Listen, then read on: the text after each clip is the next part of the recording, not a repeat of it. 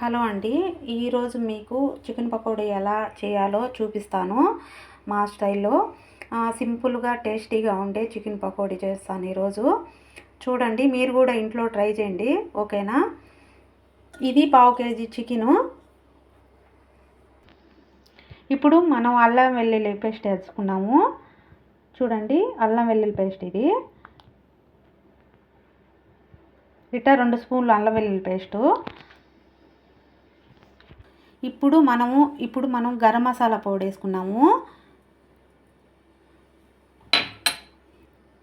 కొద్దిగా పసుపు వేసుకున్నామండి. నేను కొద్దిగా పసుపు వేసుకుంటాను. ఇప్పుడు మనము కొద్దిగా రెడ్ చిల్లీ పౌడర్ వేసుకున్నాము. కొద్దిగా, ఎక్కువ వేసుకోకుండా కొద్దిగా వేసుకున్నాము. నేను కొద్దిగా ధనియాల పౌడర్ వేసుకుంటాను. కొద్దిగానే, ఎక్కువ వేయను, 1/2 స్పూన్ వేస్తాను. ఇది మైదా కార్న్ఫ్లోర్ అండి, కొద్దిగా వేసుకున్నాం మనము. కరింపాకు కూడా నేను కొద్దిగా వేసుకుంటాను. కరింపాకు కొద్దిగా వేసుకున్నాము.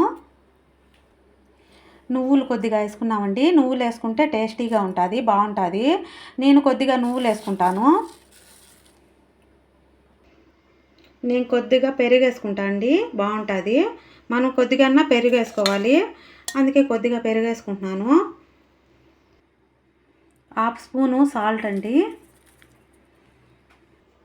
ఇది మనం అంతా కలపెట్టుకోవాలండి. ఫుడ్ కలర్ వేసుకొని, నేను కొద్దిగా ఫుడ్ కలర్ వేసి అంతా కలిపి పెట్టుకుంటాను. ఒక అర్ధ గంట అన్నా మనం ఫ్రిడ్జ్లో పెట్టుకోవాలి, బాగుంటుంది. మనం కొద్దిగా ఫుడ్ కలర్ వేసుకోవాలి. నేను కొద్దిగా వేసుకుంటున్నానండి, ఎక్కువ వేసుకోవటం లేదు. ఇప్పుడు మనం ఇదంతా ఇట్లా కలపెట్టుకోవాలి. చూడండి, ఇట్లా మనం అంతా నీట్గా అంతా స్మాష్ చేసుకోవాలి, అంతా కలబెట్టుకోవాలి. మనం ఫ్రిడ్జ్లో ఒక అర్ధ గంట అన్నా పెట్టుకోవాలి. అప్పుడు మనం వేసిన మసాలా అంతా చికెన్కి పడుతుంది, టేస్టీగా ఉంటుంది. స్టవ్ ఆన్ చేసుకొని బాండీలు పెట్టుకోవాలండి. ఇట్లా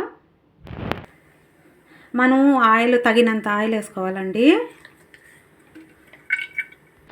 ఇప్పుడు మనం ఆయిల్ వేసుకున్నాం కదండి, ఇది బాగా హీట్ ఎక్కినాక మనం చికెన్ పకోడా వేసుకున్నాము.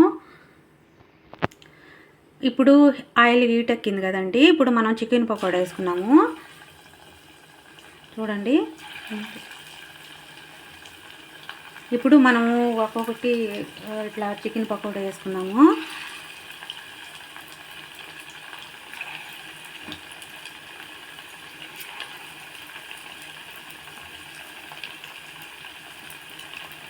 ఇట్లా అంతా చికెన్ వేసుకున్నామండి మనము.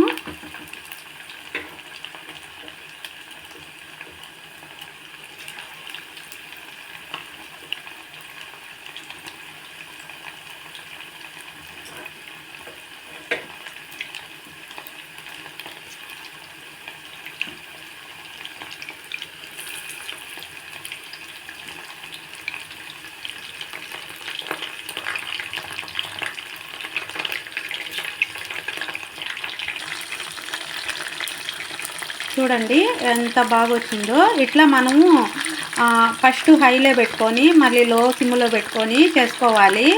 చికెన్ అంతా లోపల కూడా కుక్ అవ్వాలి కదా, అందుకని నేను లో ఫ్లేమ్లో పెట్టి చికెను కుక్ చేసుకోవాలి నిదానంగా మనము, అప్పుడు క్రిస్పీగా వస్తుంది.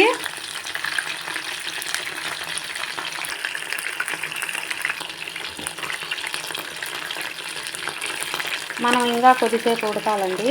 చూడండి, ఆల్మోస్ట్ క్రిస్పీగా వచ్చింది చికెను.